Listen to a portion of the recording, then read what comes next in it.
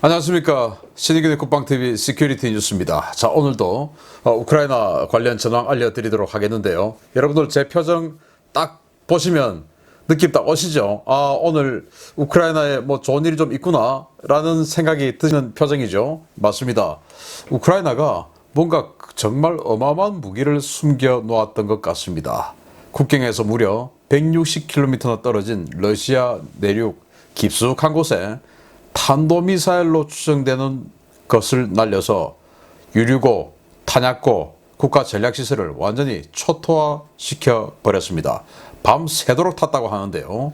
어떤 내용인지 보겠고, 이 무기의 사거리가 모스크바까지 날아갈 수 있습니다. 지금까지는 우크라이나의 그 어떤 무기도 모스크바를 공격할 수 있는 능력이 없다라고 알려져 있었는데, 이 무기가 정말로 사실이라면 모스크바까지 때릴 수 있는 이런 능력이 가지게 된 상황 알려드리겠고, 또 제가 오늘 올라왔던 이 전황들을 전부 종합을 해보면, 우크라이나가 거의 확실하게 이기겠구나. 이긴다고 하는 것이 뭐 모스크바 점령하고 항복받고 이거는 있을 수 없는 일이고 물리치겠구나 라는 생각이 거의 확신이 드는 이런 전황 을 보고 제가 표정이 좋습니다. 자, 신의균의 국방TV 계속 최신 정보 알려서 여러분들께 알려드리도록 하겠습니다. 구독, 알림, 좋아요 눌러주십시오. 자, 4월 25일 전황 한번 먼저 보겠는데요. 일단 주요 전과로는 지금 뭐 워낙 난전이 엉켜 있어서 이 전과 판정 BDA가 제대로 안 된다고 그래요.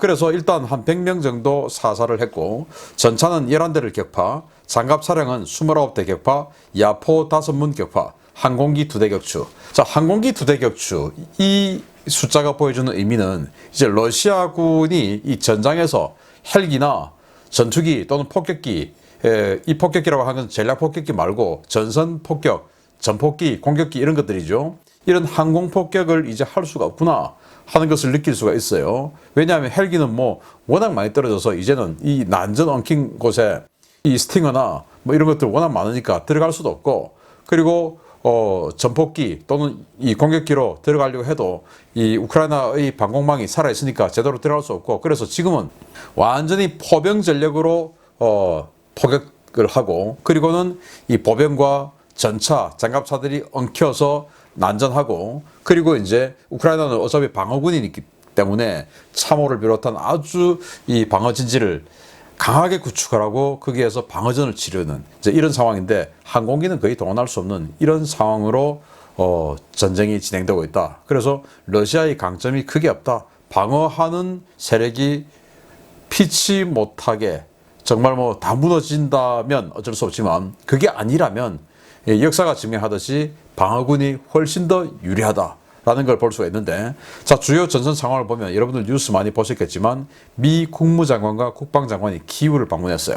자, 이러면서 무기 지원, 이 자금 지원을 더 전폭적으로 해주겠다 라는 그런 발표를 했고, 그리고 러시아가 루안스크주의 크레미나를 점령했답니다. 그래서 이번 부활절 대공세라고 불리는 이 돈바스 지역의 대공세가 지금 일주일이 지났는데, 이 일주일 동안 러시아가 추가로 점령한 지역은 크레미나라는 작은 도시, 작은 마을 하나뿐이에요. 이게 유일한데, 첫날부터 이 크레미나를 이 공세 첫날에 점령했다라고 했는데, 무슨 소리냐, 아직도 전투 벌어지고 있다 한지 일주일이 지나서 이제야 크레미나를 점령했는데, 그러면은 이 러시아가 점령지를 그만큼 넓혔냐? 그건 또 아니죠.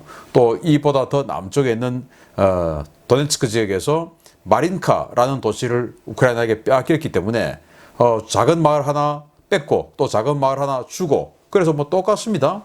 그러면 지난 일주일 동안 러시아는 얼마나 많은 전력과 병력을 여기다 쏟아부었겠습니까? 처음에 이지움 축선만 해도 22개 BTG를 밀어 넣었다가 그 뭐 선봉이 예봉이 깨지고, 그리고 다시 뒤로 빼서 다시 재편성해서 25개 BTG를 또 집어넣었죠.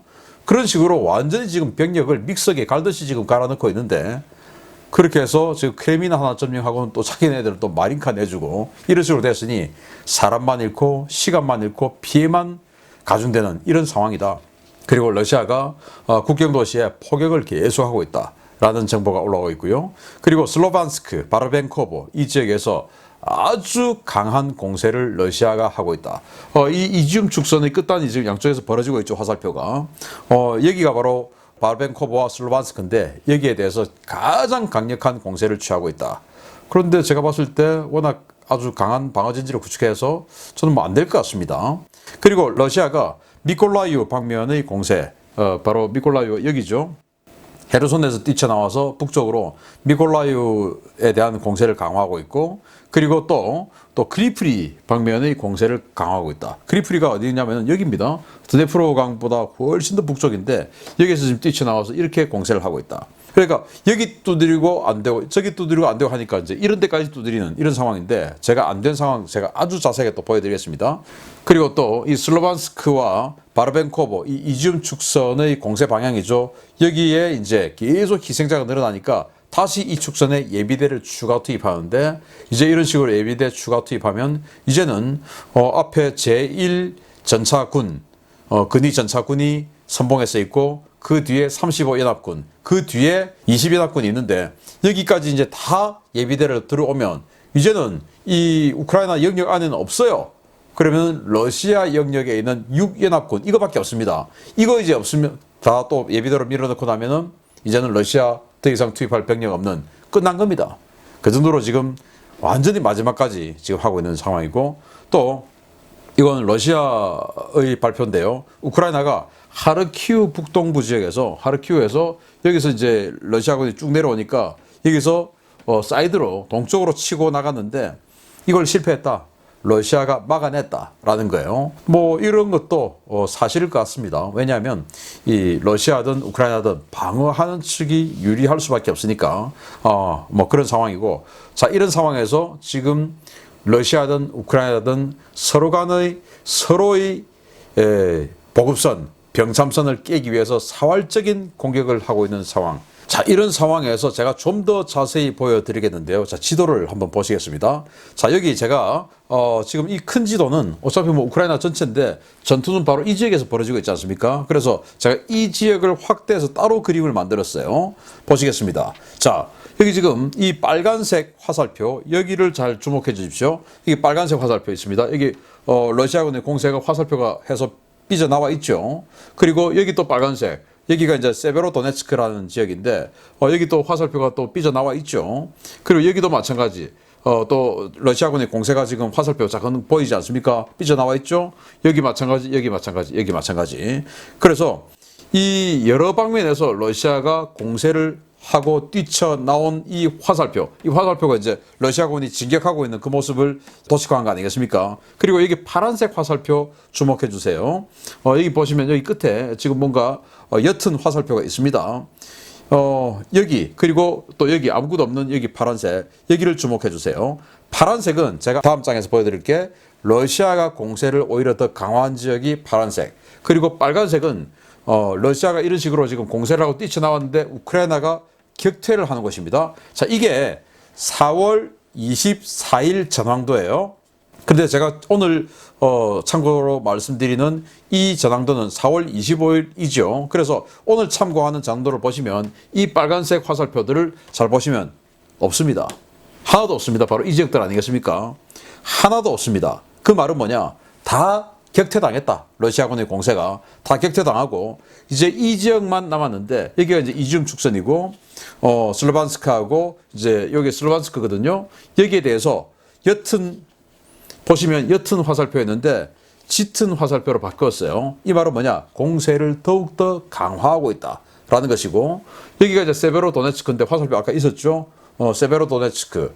원래 이 세베로도네츠크 지역에서 우크라이나군은 그 세베로도네츠크에서 서쪽에, 그러니까 방어 진지를 구축하고 있는 것보다 더 후방에 작은 강이 있었는데, 강폭이 한 100m 정도 되는 작은 강이 있었는데 그 강을 등지고 방어선을 쳐놨는데, 러시아군의 공세가 워낙 강력해서 이 진지를 포기하고 강 서쪽으로 후퇴를 해서 거기에서 다시 방어선을 칠 것인가 라는 것을 고민하던 중에 러시아군을 격퇴하고야 말았다라고 발표를 했습니다. 자, 이런 식으로 전부 이제 러시아군의 공세를 격퇴를 이 지역 내에서 다 하고, 그러니까 러시아가 여기에서 다시 크리프리 쪽으로 치고 올라가는 새로운 공격선이 생겼고요. 여기는 더 공격을 강화하는 그런 상황이 있습니다. 자, 이게 현재 하루 동안 벌어졌던 일들이에요. 그러니까 러시아군의 아주 동시다발적인 공세가 이제 공격 일주일이 되니까 거의 대부분 격퇴당해버린 겁니다. 일주일 만에. 이런 상황이다. 자, 이러면서 지금 러시아든 우크라이나든 서로 간의 이 보급선, 병상선을 끊기 위해서 굉장한 노력을 하고 있는데 보겠습니다. 지금 러시아가 가장 두려워하는 것은 미국과 유럽 각국에서 쇄도하는 대규모 지원 무기들이 동부전선으로 투입되는 것일 것입니다. 러시아가 이를 막기 위해 장거리 공격 무기로 총동원해 우크라이나 서부 철도 인프라에 대한 집중 공격을 벌이고 있다는 소식입니다. 러시아가 현지 시각 4월 24일부터 4월 25일로 넘어가는 야간에 우크라이나 중부와 서부에 있는 5개 기차역을 동시다발적으로 공격했으며 이로 인해 주요 역사가 상당한 피해를 입었다고 우크라이나 국영철도공사가 현지 시각 4월 25일 밝혔습니다. 공사 측은 러시아가 지난밤 5개 기차역을 향해 미사일 공격을 가했으며 이 가운데 세페티브카, 코치아틴, 지메린카, 파스티브역은 변전시설이 파괴되어 선로 통제가 불가능해져 최소 16편 이상의 열차가 운행 지연을 겪고 있다고 밝혔습니다. 이번에 공습을 받은 기차역들은 모두 우크라이나 서부 리우에서 키우, 드니프로 방면으로 가는 철도 노선의 중간에 있는 물류기지들인데요. 러시아는 역사의 전력계통이나 통제시설을 공격함으로써 이들 철도 인프라의 가동을 지연시키기 위해 순항미사일을 집중적으로 투입하고 있습니다. 러시아가 이 같은 공습에 나선 이유는 폴란드와 슬로바키아 국경지역에서 서방 각국이 보내온 물자들이 우크라이나로 대거 유입되고 있기 때문인데요. 철도 자체를 파괴할 수는 없더라도 중간 물류기지 역할을 하는 역사들의 전력계통과 통제시설을 파괴하면 철도 운행에 상당 시간 지장을 줄 수 있다는 것이 러시아 측의 판단입니다. 우크라이나는 주요 철도역에 대한 방공자산 배치를 강화하는 한편 보다 다양한 수송수단으로 지원 물자를 동부전선에 보내기 위해 다각도로 노력 중인데요. 러시아의 화력이 감당하기에는 지나치게 넓은 우크라이나의 국토와 광활한 철도망을 생각해보면 러시아의 미사일 공격이 얼마나 큰 효과를 발휘할지는 미지수인 것 같습니다. 자, 기차역 그리고 기차 이 교행을 통제하는 선로 변경 이런 것들 통제하는 통제소 이런 것들 지금 때리고 있다. 그 창고 이런 것들 때리고 있다. 왜? 지금 이 슬로바키아와 폴란드 국경을 통해서 뭐 서방 각국이 지금 어마어마한 무기와 장비 그리고 보급품 그리고 구호품 이런 것들을 막 실어 보내고 있죠. 이거는 국가들 단위에서도 보내고 있고 개인 단위에서도 보내고 있어요. 예를 들면 폴란드의 한 재벌은 자기 개인 돈으로 500만 달러치 구호품을 지금 철도를 통해서 실어 보내고 있는 등 뭐 정말 뭐 전 세계에서 어마어마한 양의 물자들이 지금 쇄도하고 있습니다. 그래서 그것들이 이제 전선에 투입되기 시작하면 러시아는 감당할 방법이 없죠. 그래서 제가 신의규 군사 TV를 통해서 어떤 나라가 이런 무기를 더 준다고 하더라. 어떤 나라는 이런 무기를 더 준다고 하더라. 하는 것들을 계속 지금 여러분들께 알려드리고 있는데 그 무기들 보면 야, 이런 것도 주나? 라는 생각이 들어요. 제가 또 준비를 해서 여러분들께 야, 이런 것도 줘? 라는 거 지금 계속 나오고 있습니다. 그런데 그게 아직도 전선에 투입된 건 없어요. 그런데 이게 이제 우크라이나군이 교육을 다 마치고 그게 전선으로 투입 딱 세팅되면 러시아 그냥 박살나는 건 시간 문제다 라는 생각이 들 정도로 계속 밀려오니까 러시아는 이것을 지연시키기 위해서 순항미사일 쏴서 폭격은 들어갈 수가 없어요. 방공망이 살아있으니까 전투기가 못 들어가요. 그러니까 순항미사일을 쏴서 때리고 있는데 맞을 때마다 우크라이나는 신속하게 복구하고 있는 중이고 그러니까 철도 때려봐야 선로 때려봐야 복구하니까 그러면 아예 이걸 그냥 지연시키는 차원에서 변전소, 변압기, 통제시설 이런 걸 고장내버리면 이건 그 철도 변경 이런 게 안 되니까 이게 오히려 더 효율적이다 해가지고 그런 데를 지금 때리고 있는 이런 상황이다라는 겁니다. 그러다 보니까 독일에서 전차를 실어 나르는 트레일러를 100대를 주겠다. 이 트레일러는 우리가 생각하는 뭐 컨테이너 트레일러 뭐 이런 것처럼 그런 건데 초대형이에요. 70톤짜리 전차를 실을 수 있는 그런 트레일러인데 이건 장갑차처럼 소총탄도 방어되고 밑에 IED 터져도 방어되고 하는 그런 기가 막힌 초고가의 트레일러인데 이거 100대 주겠다. 그 100대가 한 번에 할 수 있는 일은 뭐냐? 전차 100대 실어 나를 수 있는 거죠. 그런 정도로 지금 여러 루트를 통해서 우크라이나에 이 장비가 들어가게끔 해주기 때문에 지금 러시아는 시간이 얼마 없다라는 건데, 안 그래도 이렇게 러시아가 밀리고 있는데 어마어마한 사건이 터져버렸습니다. 러시아의 인프라 공격에 가만히 당하고만 있을 우크라이나가 아닙니다. 러시아가 우크라이나 중부와 서부 철도역들에 대한 미사일 공격을 실시하던 바로 그 시각, 우크라이나 북부 국경과 가까운 러시아 브란스크에서 대규모 폭발이 관측됐다는 소식입니다.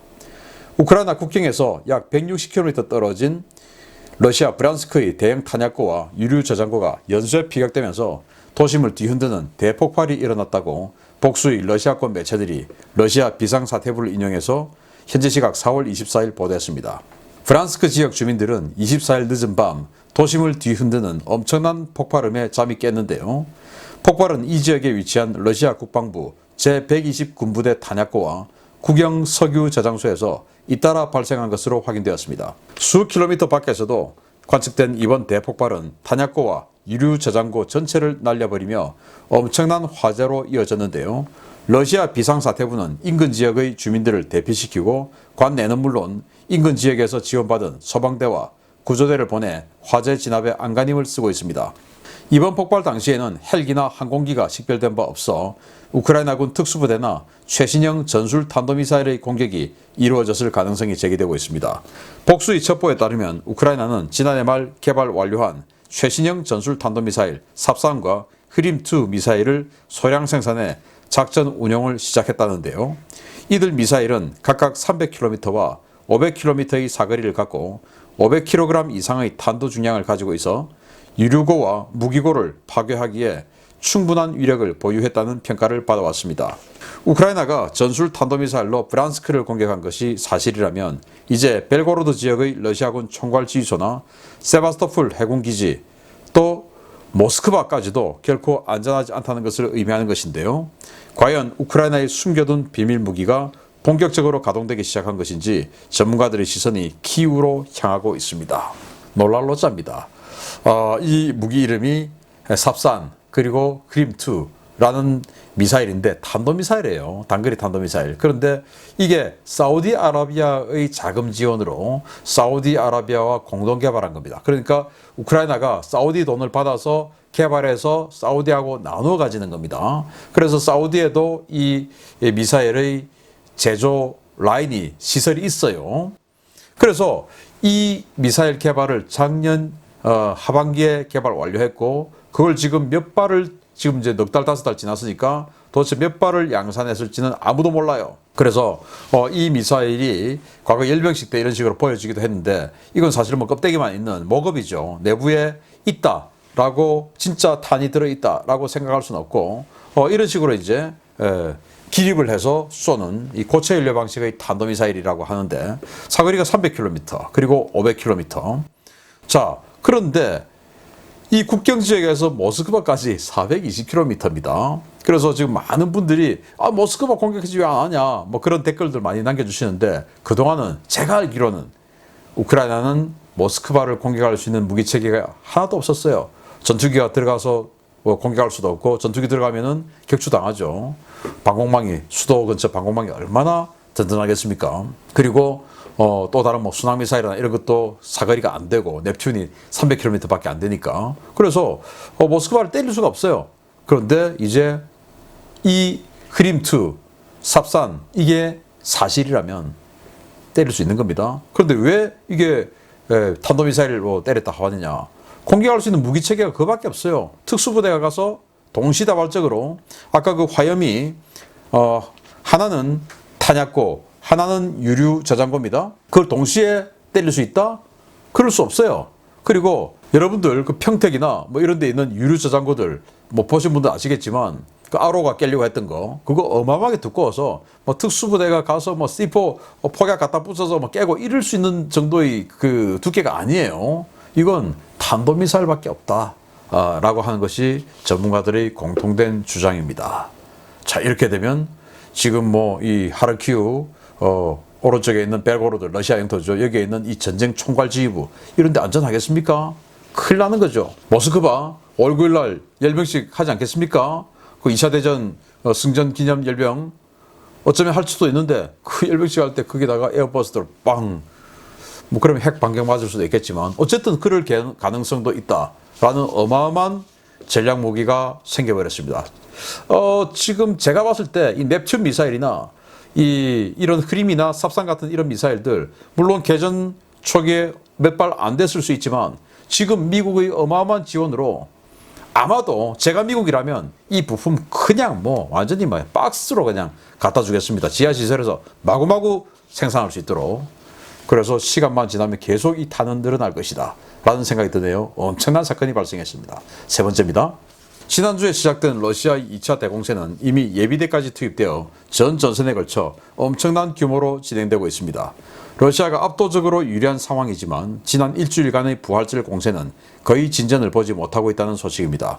러시아군이 도네츠크와 루안스크 지역을 완전히 장악하기 위해 주 타격 방향으로 설정한 이지움 죽선의 M03 도로 일대 주요 도시들이 러시아군 대병력의 파상 공세를 받고 있으나 우크라이나군 방어선은 견고하게 유지되고 있다고 우크라이나군 총참모부가 현지 시각 4월 25일 밝혔습니다. 총참모부는 25일 오전 정례 전황 브리핑에서 러시아 침략자들은 우크라이나군을 격파하고 루한스크, 도네츠크 두 개 주를 완전히 차지하기 위해서 동부 전역에서 공격적인 작전을 실시하고 있다라며 침략군은 하르키우와 카라시브카, 프르디칸카, 코르르포치카노 등의 도시와 정착촌 민간인 거주구역에 대해 포병과 다연장 로켓 공격을 퍼붓고 있다라고 비판했습니다.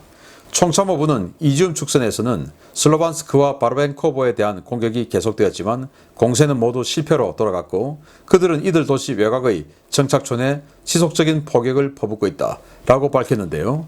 이는 러시아가 22개 대대 전술단에 이어 재편성한 25개 대대 전술단으로 파상 공세를 퍼붓고 있는 이지움 축선에서 2주 넘게 거의 진격을 하지 못하고 있다는 것을 의미합니다. 우크라이나군 동부사령부는 우크라이나군이 퇴각을 고려했던 세베로도네츠크에서도 러시아군을 격퇴하며 방어선 사수에 성공했다고 밝혔는데요.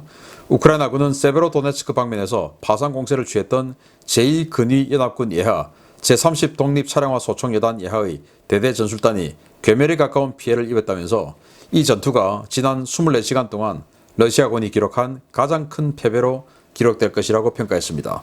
러시아는 5월 9일 전승절 이전까지 돈바스 전역 석권, 드니프로강 남부지역 전역의 점령이라는 전략적 목표 달성을 위해 모든 전선에서 총공세를 벌이고 있는데요. 선봉부대와 예비대까지 모두 투입된 상황에서도 아직 주타격 방향의 돌파구 하나 열지 못하고 있는 러시아군. 아무래도 이번 공세 역시 키우 북부 전역의 재판이 될 수도 있다는 관측들이 쏟아지고 있습니다. 자, 이렇게 러시아가 이 남쪽 전역, 동부 전역에서 공세를 퍼붓고 있지만 아까 지도를 보여드렸던 것처럼 전부 격파당하고 있고 지금 그래서 이 M03도로 이 지역에서 아주 공세를 강화하고 있지만 깨질 가능성은 거의 없다라고 생각이 되죠. 자, 그래서 뭐 이런 식으로 다 격파되었습니다. 자, 그런데 러시아가 지금 마음이 급하니까 5월 9일까지 정리해라고 푸틴이 이야기하니까 이거 뭐 안 지키면 지금 뭐 집이 잘못됐다 다 체포해 가니까 그래서 이런 식으로 무리하게 하고 있는데 자, 여기 보시면 제1근위 전차군이 선봉에서 싸우고 있습니다. 그런데 22개 BTG로 때렸는데 안 돼요. 그래서 다시 뺐다가 제35연합군 지원받아서 25개 BTG로 다시 재편해서 또 때립니다. 또 안 됩니다. 그러니까 다시 후방에 있던 그 예비의 예비대가 다시 치고 나옵니다. 그런데 이 예비대가 또 깨지면 이제 어떻게 됩니까? 바로 이 국경 밖에 있던 6연합군 딱 하나 남았어요. 이제 그게 들어와야 되는데 그러면 러시아 없는 겁니다. 이제 끝나는 것이죠. 이 지금 예비대가 들어온 상황이 어떤 상황이냐? 지금 이 공산주의 전투의 전쟁의 기본이라고 할 수 있는 첨입 돌파. 지금 선봉부대가 어마어마하게 때리고 균일이 생기면 여기 이제 예비대가 들어와서 확 기동을 펼쳐야 되는데 지금 선봉대가 때려도 안 되니까 예비대가 들어와서 때리는 거예요. 마치 우리나라로 치면 전방에서 3사단, 6사단, 철원 지역에서 3사단, 6사단이 적을 때려서 무너뜨리고 그래서 적의 방어선이 무너지면 그 뒤에 우리 7군단이 쑥 들어가서 평양으로 들어가야 되는데 3사단, 6사단이 전방에서 막 치는데도 적이 안 깨지니까 평양으로 들어가야 될 7군단을 불러서 지금 3사단, 6사단의 전방에 있는 북한 5군단을 때리는 거 이거하고 똑같은 겁니다. 그건 7군단 깨지면 어떡합니까? 끝나는 거죠. 그런 상황을 지금 러시아가 하고 있는 것이다 라는 거죠. 그래서 러시아는 이 전쟁에서 이길 가능성 거의 없다. 뭐 그렇다고 뭐 우크라이나가 러시아 항복을 받는다 이건 아니죠. 그래서 이런 모습들을 계속 보여드리면서 야 오늘 제가 알려드린 이 전황은 굉장히 희망적인 전황. 그런데 여기다가 이제 서방제 무기가 딱 들어오기 시작하는 5월 초가 되면 러시아는 이제 어떻게 할 것이냐. 참 러시아 입장에서는 걱정되네요. 아주 기쁜 소식 오늘 알려드렸습니다. 계속 여러분들께 알려드리겠습니다. 구독, 알림, 좋아요 눌러주십시오. 신의근의 군사TV도 구독해 주십시오. 마치겠습니다. 감사합니다.